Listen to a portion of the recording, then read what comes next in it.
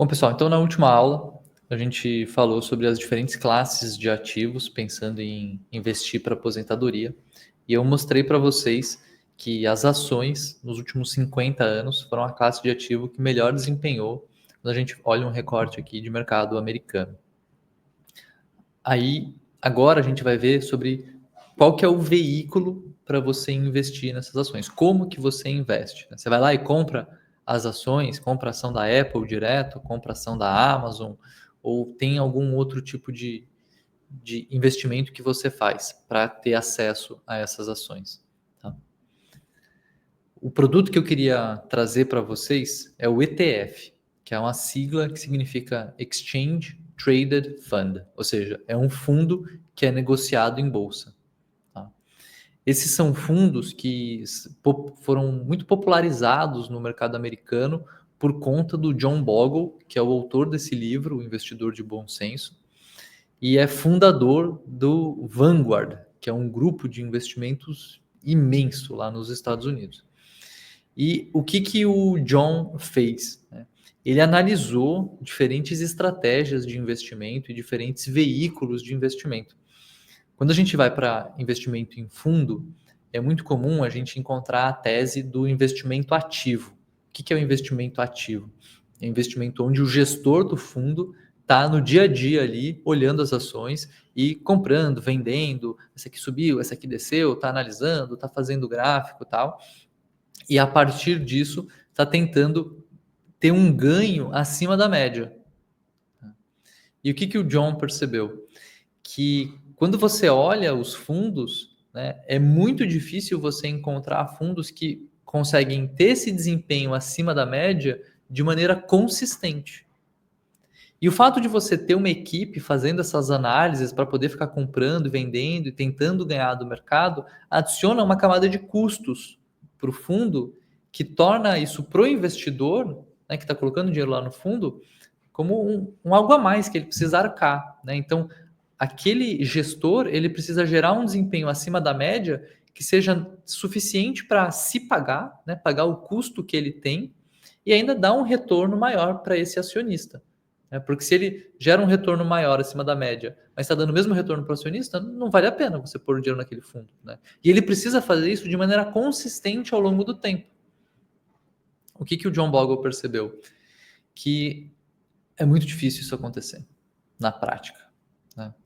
Se você jogar uma moeda para cima, tem uma chance dela dar cara 10 vezes seguidas. Né? Se você pegar os fundos, você vai encontrar fundo que performou acima do mercado por 10 anos seguidos. Né? Mas quando a gente compara esse fundo com o total deles, né, é uma chance muito parecida com a chance de você jogar uma moeda para cima e dar 10 caras. Né? Ou seja, tem um elemento aqui de probabilidade, né, que entra nessa estratégia. Né? Você não apostaria de antemão que vai sair 10 caras seguidas. Mas pode ser que aconteça. Né? Será que faz sentido você apostar que aquele fundo vai ser o que vai performar 10 anos seguidos melhor do que a média, o suficiente para pagar os custos elevados dele e ainda te trazer um retorno legal?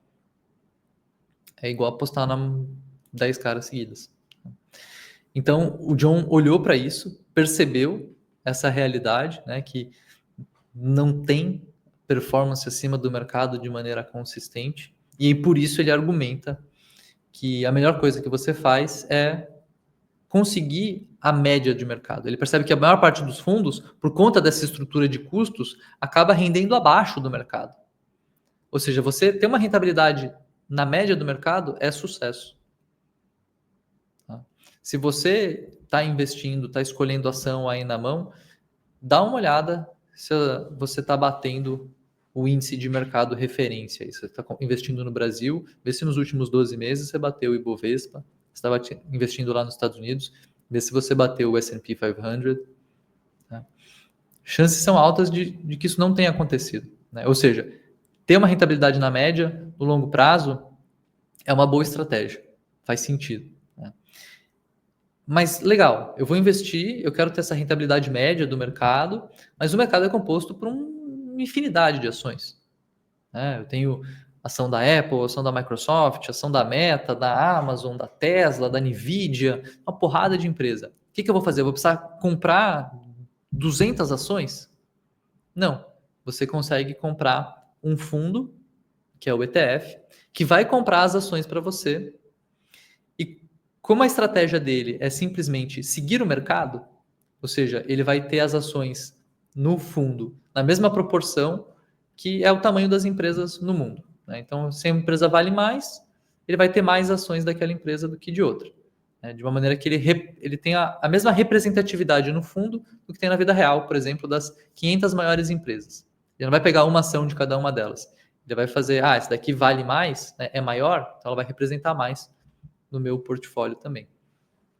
Tá? Então ele faz essa diversificação, seguindo uma regra, por exemplo, pegando as 500 maiores empresas. Ele mantém a taxa muito baixa, porque como ele não está o tempo todo ali fazendo análises, tentando desempenhar melhor que o mercado, comprar, vender e tal, ele está simplesmente seguindo o mercado, ele não precisa ter um custo elevado, né? Então ele tem uma taxa, nos Estados Unidos essas taxas chegam assim a 0,1%, 0,07%. Quando você olha investimento no Brasil, pessoal, é muito comum você ter investimento que cobra 2%. Lá você vai investir pagando 0,07%, 0,1%. É 20 vezes menos do que o que você paga aqui. Os ETFs, né, que o John Bogle criou com a Vanguard, que popularizou com a Vanguard, e que a Vanguard hoje é um dos principais fornecedores desse tipo de fundo, né, eles são muito baratos do ponto de vista de custo. Por que isso? Porque o John argumenta, ele coloca aqui no livro, ele mostra que o custo faz muita diferença. Se você está pagando 0,1% ou 2%, você coloca isso ao longo de 20, 30, 40 anos, isso faz uma diferença brutal na rentabilidade do seu investimento, em qual que é o saldo que você chega lá na frente. Tá bom? Então, lembrando aqui dos elementos, né? Fundo de índice, por ser uma maneira eficiente e segura para ter retorno consistente. Com isso, você foge das taxas elevadas e dos custos de transação que acontecem quando o gestor está tentando comprar e vender o tempo todo para desempenhar acima do mercado. Esse fundo ele é diversificado, porque ele está comprando um número grande de ações, né? Ele percebe, né, que o stock picking raramente supera fundos passivos, né? Stock picking é quando você está escolhendo a dedo ali as ações que você quer, porque você acha que aquela vai ir muito bem, né? Então ele percebe que ao longo do tempo essa estratégia dificilmente bate simplesmente comprar uma cesta que represente bem o mercado. Aqui você está investindo com uma perspectiva de longo prazo, né? Então eu não estou pensando qual ação que vai ir melhor nessa semana, que vai melhor nesse mês, nesse ano ou nos próximos 5 anos. Eu estou olhando para o mercado como um todo, comprando uma cesta que representa o mercado. E esse tipo de fundo já reinveste os dividendos, né? Ele vai reajustando a representatividade das ações, comprando e vendendo ações, simplesmente para ajustar ao tamanho das empresas no mercado, né? Então, mudou o índice S&P 500, entrou uma empresa e saiu outra. Ele vai lá e compra a ação da que entrou, vende da que saiu. Ele faz poucas transações, o que diminui os custos que ele tem, e ele reinveste tudo que ele recebe. Isso também te ajuda a ir construindo o seu patrimônio ao longo do tempo. O grande ponto aqui do John Bogle, simplicidade é a chave. Tem um fundo aqui que eu recomendo para vocês, que é o QQQ. Ele é um fundo que representa o S&P 500, que é o Standard & Poor's 500. São as 500 maiores empresas dos Estados Unidos. Trouxe um exemplo aqui de rentabilidade. Tá? Nos últimos 5 anos, ele rendeu 19% ao ano, em dólar, né? Então, excelente rentabilidade nos últimos 5 anos. E aqui, que tipo de empresa que tem quando você compra um fundo como esse? Você está comprando ação da Apple, da Microsoft, Nvidia, Amazon, Broadcom, Meta, que é a dona do Facebook, Costco, que é um grande varejista lá nos Estados Unidos, espécie de Carrefour, Extra, né? Ele tem um atacarejo lá, ações do Google, da Netflix, da Tesla, T-Mobile, que é a empresa de tipo a TIM lá nos Estados Unidos, né? Uma empresa de telefonia muito grande, a Cisco, enfim, você está comprando ação das maiores empresas do mundo, né? E aqui a proporção, ó, repara, ela vai, aqui a gente está da empresa que tinha maior valor de mercado do mundo na época que eu dei esse print, né, que era a Apple, depois a Microsoft, a Nvidia, elas representam mais do fundo. Então, quase 10% do fundo era de ação da Apple. Mesmo tendo 500 empresas, a Apple tinha mais de 9% do fundo, simplesmente porque é uma empresa muito grande, que tem uma receita muito relevante, né, que tem um valor de mercado muito relevante. É por valor de mercado aqui. Tá? Para responder aquela pergunta que eu deixei no ar, né? Eu falei, pô, depois eu conto por que é importante investir nos Estados Unidos. Está aqui a resposta. Esse é um relatório do UBS, Banco Suíço, que mostra o tamanho relativo dos mercados de ações globais no início de 2024. Pessoal, essa parte aqui em vermelho, né, é os Estados Unidos. 60% do mercado de ações global está nos Estados Unidos. Depois vem Japão, Reino Unido, China, França, Canadá, Suíça, Alemanha, Austrália, Índia, Taiwan, Coreia e aí é o Brasil.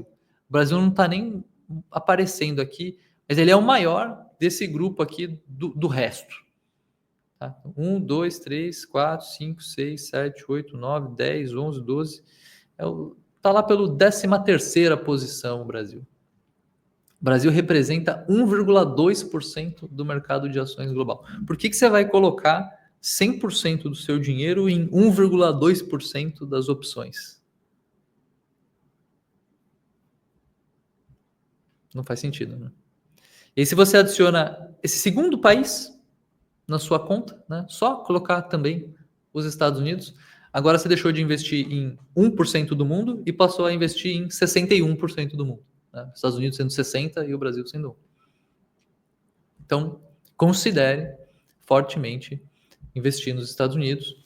O QQQ, que é um ETF que representa o Standard & Poor's 500, é uma ótima opção. Tem outros ETFs que seguem o S&P ou que seguem a Nasdaq, que vocês podem ver que tem muitos ETFs, dá para pesquisar e elaborar estratégias com eles. Se é algo que faz sentido para você, vale dar uma olhada. E outro argumento forte para investir fora, pessoal, é a questão da moeda. Né? Como eu falei, o real tem 30 anos, dólar, uma moeda um pouco mais antiga, um pouco mais forte. Né? Esse foi o desempenho do real nos últimos anos, aqui desde 2007.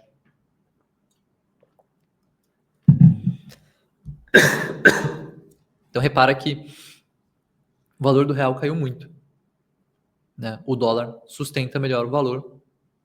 Então esse é mais um argumento para você dolarizar um pedaço do seu patrimônio. E é por isso que lá no patrimônio líquido, no balanço, a gente tem também a informação do patrimônio dolarizado para você acompanhar quanto do seu patrimônio que você está já investindo em moeda forte. Tá bom?